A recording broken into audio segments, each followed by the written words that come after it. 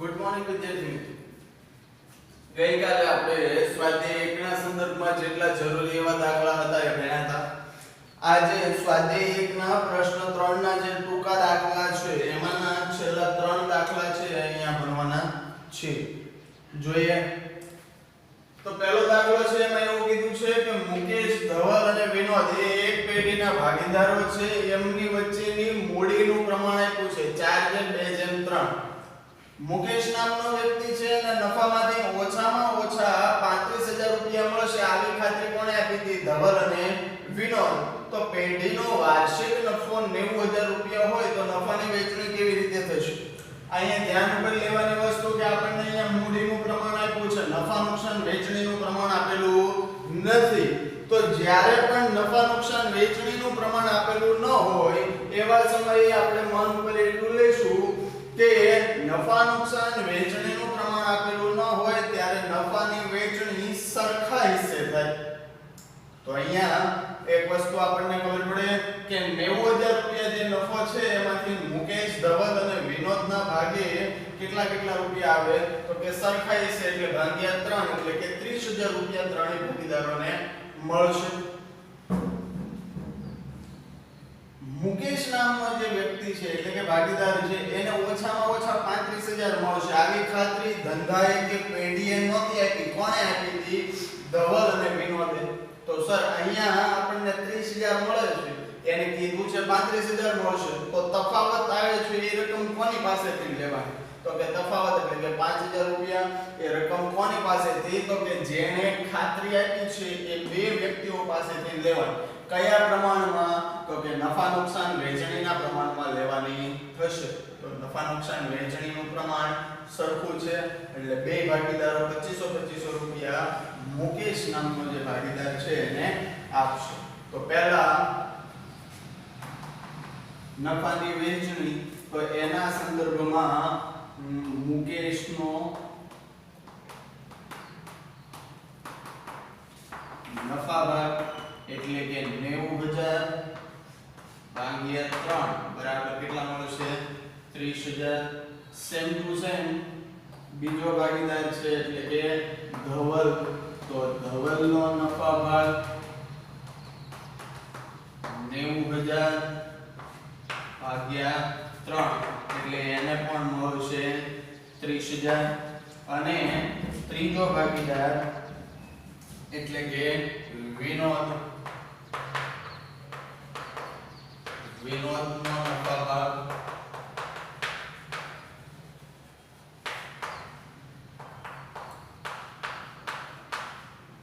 એટલે એને પણ મળશે 30000.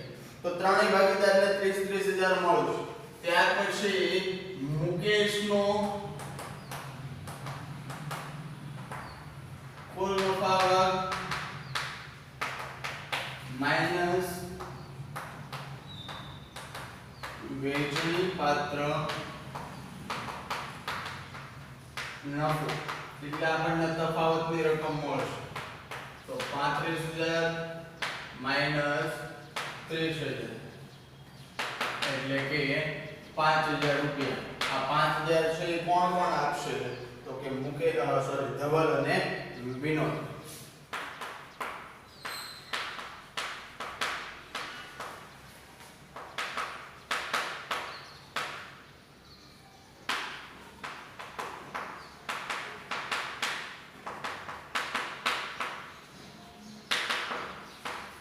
એટલે કે 2500 અને સેમ વસ્તુ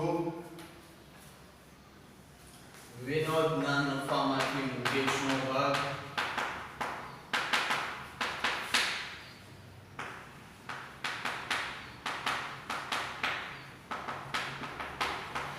5000 તો અહીંયા આપણને ખબર પડે કે મુકેશને 35000 રૂપિયા જ મળવાના છે. ધવલ અને વિનોદ એ બંને 2500 રૂપિયા મુકેશને આપશે. ક્યાંથી? તો કે એમના નફામાંથી. તો એના ઉપરથી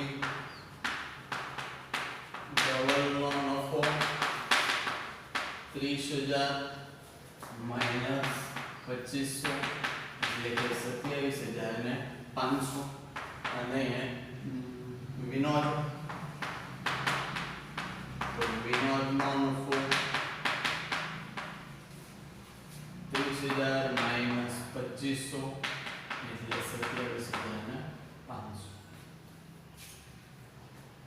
ત્યાર પછી આ દાખલો સમજીએ પહેલા એક વસ્તુ આપણે સમજવાની જરૂર છે. ધોરણ 11 ની અંદર વાર્ષિક હિસાબો લખતી વખતે આપણે પાકા સરવૈયામાં મૂડી દેવા બાજુ એક ફોર્મેટને ફોલો કર્યું. લગભગ એક ફોર્મેટ આવું હતું. પાકા સરવૈયા બાજુ મૂડી દેવા બાજુ, પાકા સરવૈયામાં મૂડી દેવા બાજુ મૂડી લખવામાં આવતી, એની નીચે પ્લસ કરીને વધારો, પ્લસ કરીને વ્યાજ, પછી એમાંથી બાદ ઉપાડ પ્લસ વ્યાજ આવતું આવું નહીં, પ્લસ એમાં ચોખ્ખો નફો અથવા ખોટ હોય તો માઈનસ. આ વસ્તુનું જે કોષ્ટક આપણે ભણતા હતા એનો અહીંયા કંઈક ઉપયોગ આવશે. શું કહે છે તો કે રઘુવીરની આખરની મૂડી 80,000 રૂપિયા છે.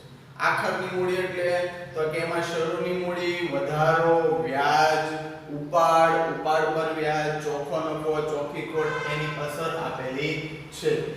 ચાલુ વર્ષના ઉપાડના 12,500 અને નફાના 17,800 ની અસર આપેલી છે.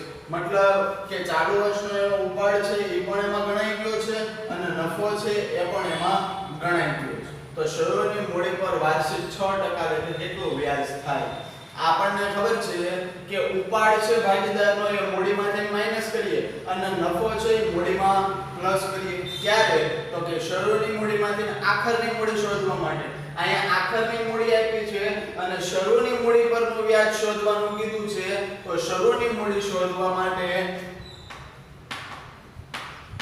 શરૂની મૂડી બરાબર આખરની મૂડી.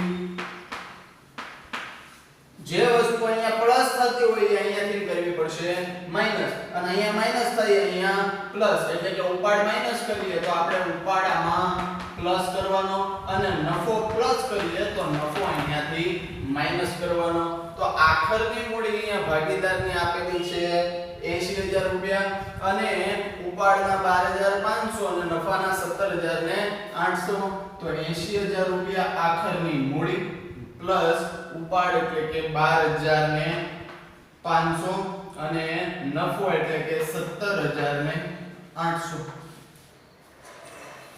80 10 90 2 92 500 એમાંથી 17,800 માઈનસ કરવાના છે.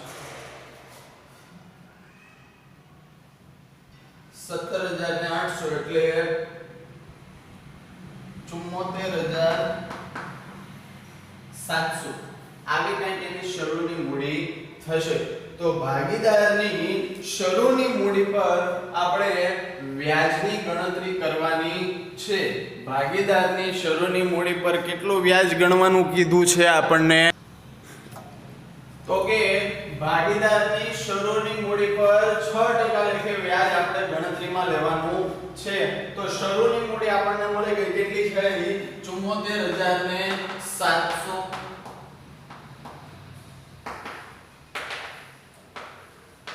મૂડી પર 6% વ્યાજ. તો એના સંદર્ભમાં મૂડી પર વ્યાજ બરાબર 74,700 ગુણ્યા 6 ભાગ્યા 100. તો 6 સત્તા ને 42 એટલે કે 4,200. 6 ચોક 24, 4,200, 4,440 ને 6 સત્તા ને 42, 4,440 ને 4,482 રૂપિયા આપણે મૂડી પર ટોટલ વ્યાજ થશે. આને આપણે ધ્યાનમાં લેશું. ત્યાર પછીનો જે દાખલો આપણને આપ્યો છે કે A, B અને C નામના ત્રણ ભાગીદારો છે. એની મૂડીનું પ્રમાણ આપ્યું છે. મૂડી પર 9% વ્યાજ મળે છે. C ને મૂડીના વ્યાજ સહિત 73,500 રૂપિયા મળે છે. મિત્રો યાદ રાખજો અહીંયા કે ભાગીદારને વર્ષના અંતે મૂડી પાછી મળતી નથી, તો વર્ષના અંતે ભાગીદારને મૂડી પર વ્યાજ અને વહેંચણી પાત્ર નફો આ બે જ વસ્તુઓ મળે છે. મૂડી પાછી ક્યારે મળે તો કા ભાગીદાર નિવૃત્ત થાય મતલબ ધંધામાંથી છૂટો થઈ જાય અથવા ધંધો સાવ બંધ કરી દેવામાં આવે ત્યારે મૂડી પાછી મળે. ત્યાં સુધી મૂડી પાછી મળતી નથી. બીજા એક કેસમાં મૂડી પાછી મળે ક્યારે તો કે ભાગીદાર દ્વારા ધંધામાંથી રકમનો ઉપાડ કરવામાં આવે તો. બાકી વર્ષના અંતે ભાગીદારને મૂડી નહીં પણ મૂડી પર વ્યાજ અને વહેંચણી પાત્ર નફો પ્રાપ્ય બને છે. તો એના સંદર્ભમાં સી ને મૂડીના વ્યાજ સહિત 73500 મળ્યા તો આ 73500 માં મૂડી પર વ્યાજ હશે અને સાથોસાથ બીજી કઈ રકમ સમાયેલી હશે વહેંચણી પાત્ર નફો. તો આપણે પહેલા મૂડી પર વ્યાજના કેટલા રૂપિયા છે એ શોધવા પડે. કેમ તો A અને B ને મૂડી પર કેટલું વ્યાજ મળે વ્યાજ સહિત કેટલી રકમ મળે એવું શોધવાનું કીધું છે. તો વ્યાજની રકમ તો આપણને એની મૂડી ઉપરથી મળી જાય છે પણ નફાની રકમ મળશે નહીં. તો નફાની રકમ ક્યાંથી મળી જશે તો કે C ની મૂડીમાં. તો એના સંદર્ભમાં આપણને દાખલાની અંદર મૂડીનું પ્રમાણ આપ્યું છે અને મૂડીનું વ્યાજ આપ્યું છે. તો એના સંદર્ભમાં આપણી પાસે અહીંયા મૂડી પણ વ્યાજ કઈ રીતે અહીંયા આપણને દાખલામાં ચોખવટ એ કરેલી છે કે પેઢીની કુલ મૂડી 4,50,000 રૂપિયા છે. મૂડીનું પ્રમાણ આપેલું છે, વ્યાજની ટકાવારી આપેલી છે. તો પહેલા આપણે ત્રણેય ભાગીદારની મૂડી શોધવી પડશે. તો એના સંદર્ભમાં A ની મૂડી બરાબર કુલ મૂડી ગુણ્યા 3 ને 1 4 ને 2 6 એટલે કે 1/6. તો 4,50,000 ભાગ્યા 6 કરો તો તમને 75 એટલે કે 75,000 રૂપિયા અહીંયા મળશે. આ A ની મૂડી. ત્યાર પછી B ની મૂડી. તો B ની મૂડી ટોટલ છે 4,50,000 ગુણ્યા 3/6. તો 75,000 ગુણ્યા 3 7 તાલી 21 ને 5 તાલી 15 2,10,000 ને 15,000 એટલે કે 2,25,000 રૂપિયા. ત્યાર પછી C ની મૂડી. તો 4,50,000 ગુણ્યા 2/6. તો 75,000 ગુણ્યા 2 એટલે કે 1,50,000 રૂપિયા C ની મૂડી થશે. ભાગીદારને મૂડી મળી જાય ત્યાર પછી આપણે મૂડી પર વ્યાજની ગણતરી કરવાની છે. તો A ની મૂડી પર વ્યાજ. તો A ની મૂડી ટોટલ 75,000 ગુણ્યા વ્યાજ છે એનું 9% ભાગ્યા 100. તો 750 ગુણ્યા 9 કરીએ તો 9 × 7 = 63 6,300 અને 9 × 5 = 45 6,300 + 450 એટલે 6,750 રૂપિયા. ત્યાર પછી B ની મૂડી પર વ્યાજ. તો B ની કુલ મૂડી કેટલી છે 2,25,000. તો 2,25,000 ગુણ્યા 9 ભાગ્યા 100. તો 2250 ગુણ્યા 9 એટલે કે 2 × 9 = 18 2 × 9 = 18 19 800 અને એટલે કે 20,250 રૂપિયા. અને ત્યાર પછી C ની મૂડી પર વ્યાજ એટલે કે C ની મૂડી કેટલી છે તો કે 1,50,000 ગુણ્યા 9 ભાગ્યા 100. તો 15 × 9 = 135 એટલે કે 13,500 રૂપિયા. દાખલો સાચો છે ખોટો અહીંયા સુધીનો કેમ ખબર પડે તો કે આપણને કુલ મૂડી 4,50,000 આપી છે એના 9% કરો તો જે રકમ આવે એ આ ત્રણેયના સરવાળા જેટલી આવવી જોઈએ. તો દાખલો સાચો. હવે અહીંયા C ની મૂડી પર વ્યાજ મળી ગયું સી ને કુલ કેટલા રૂપિયા મળે 73500 તો એમાં નફાના પૈસા સમાયેલા છે તો સી ને મળતી રકમ બરાબર વેચણી પાત્ર નફો પ્લસ મૂડી પર વ્યાજ તો સી ને કુલ રકમ મળે છે 73500 બરાબર વેચણી પાત્ર નફો નથી ખબર મૂડી પર વ્યાજ સી નું થાય છે 13500 તો વેચણી પાત્ર નફો અહીંયા આપણને મળશે 60000 રૂપિયા આ પ્લસ આ બાજુ આવે તો માઈનસ 73500 માઈનસ 13500 એટલે કે 60000 તેથી A નો નફો બરાબર B નો નફો બરાબર C નો નફો બરાબર 60000